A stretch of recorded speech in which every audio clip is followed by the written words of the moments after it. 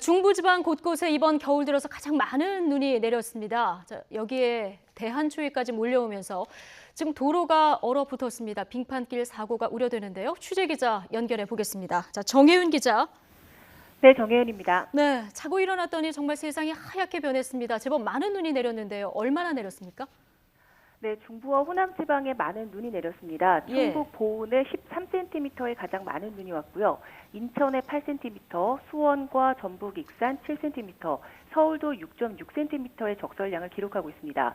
서울과 인천, 수원에는 올겨울 들어 처음으로 대설주의보가 내려지면서 가장 많은 눈이 왔습니다. 내륙의 눈이 대부분 그쳐가고 있지만 영동 지방은 점점 더 강해지고 있는 모습입니다. 강원도는 고성과 속초에 이어서 조금 전 정오부터 양양과 강릉 지역에도 대설 경보가 내려졌고요. 강원 내륙에는 대설주의보가 점차 확대되고 있습니다. 네. 그런데 이렇게 눈다운 눈이 내린 건 제 기억으로는 올겨울에는 좀 못 본 것 같은데요. 실제로 어떻습니까? 네, 그렇습니다. 그동안 눈이 날리거나 적은 양의 눈이 내린 적은 있지만 이렇게 많은 눈이 내려 쌓인 건 오늘이 이번 겨울 들어 처음입니다. 사실 최근 눈다운 눈을 보기가 참 힘들어졌는데요. 온난화로 눈이 내리는 날과 양이 꾸준히 줄고 있기 때문입니다. 실제로 국내 연구팀이 지난 35년 동안 전국의 61개 관측소의 겨울철 눈의 양을 조사했는데 10년마다 약 4.3cm씩 감소하는 것으로 나타났습니다. 눈이 내리는 일수도 10년에 1.7일 정도 줄어든 것으로 나타났는데 영동 지방은 5일 정도, 내륙에서는 1일에서 3일 정도 감소했습니다. 그러니까 수치상으로도 실제로 눈 내리는 날, 눈 양도 줄고 있다 이렇게 보면 되겠군요. 네, 그렇습니다. 자, 눈 내릴 때 보면 좋지만 사실 치우려면 굉장히 고역 아니겠습니까? 그런데 눈 종류에 따라서 피해가 좀 달라진다면서요? 네, 이 눈은 크게 두 종류가 있는데요. 습기를 잔뜩 머금은 습설과 습기가 적은 건설입니다. 그런데 이번 눈은 서해를 지나면서 수증기를 잔뜩 머금은 습설입니다. 이 습설은 영하의 추위 속에 잘 쌓이고 무게도 더 나가기 때문에 비닐하우스 등 시설물에 큰 피해를 주는데요. 1제곱미터의 넓이에 눈이 1m 정도 쌓이게 되면 이 건설의 경우 무게가 150kg 정도입니다.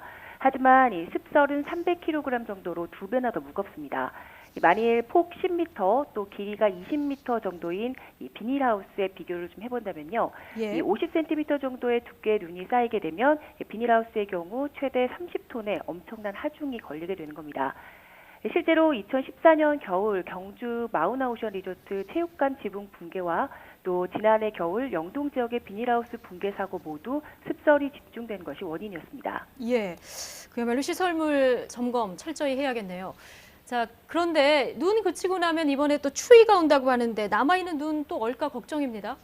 네, 이번 눈이 그친 뒤에 오후부터 다시 찬바람이 강해질 것으로 보입니다. 눈구름의 뒤를 따라서 상층 온도가 영하 30도에 달하는 찬 공기가 남하하고 있기 때문인데요. 서울을 기준으로 해서 내일 기온이 영하 8도, 모레가 영하 9도, 다음 주 월요일에는 영하 11도까지 기온이 떨어지면서 또다시 매서운 한파가 찾아올 전망입니다. 이번 한파는 다음 주 초반까지 이어지다 중반부터 점차 누그러지겠습니다. 다음 주면은 설 연휴도 시작이 되는데요. 눈 예보 또 있습니까? 네, 있습니다. 내일 밤부터 일요일 사이인데요.